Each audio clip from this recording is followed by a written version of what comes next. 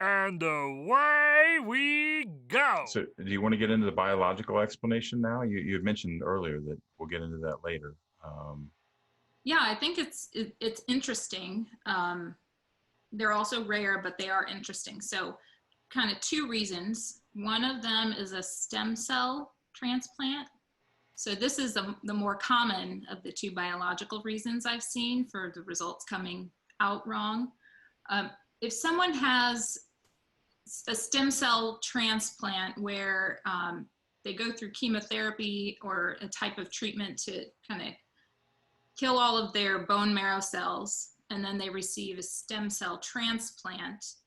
The bone marrow is where your blood cells are produced. So mhm. from that point forward, after you have the stem cell transplant with somebody else's bone marrow or stem cells, your blood is going to contain cells that have that person's DNA in them for the rest of your life.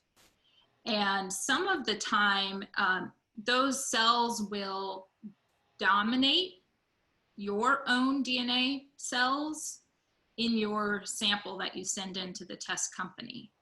Some of the time it will be a mixed sample, and so the company will fail the test. They won't result the test. They'll send you an email and say, the sample failed, send us another one.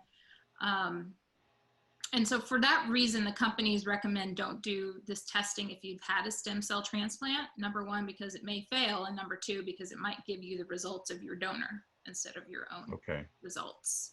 Okay. We don't see this happening if people have just an organ transplant, or if it's a stem cell transplant localized to one part of the body. It really has to be the type of stem cell transplant that replaces your bone marrow or your blood producing cells in your bone marrow. But that has caused a couple of shocks for people who Sure. are like, who's this new person matching me? And it ends up being their, the person who received a stem cell donation from their son or their, father or something like Well, that's absolutely fascinating. Now, so it just affects the blood, right? It doesn't affect the person's DNA. It doesn't alter their DNA. So there's no reproduction issues or anything like that. It's just the blood cells. just the blood. And they end up being having a mixture of both their original DNA in most of their cells and then their donor's DNA just in their, white Okay. blood cells. Okay. And it's a type of phenomenon called chimerism, or being a chimera.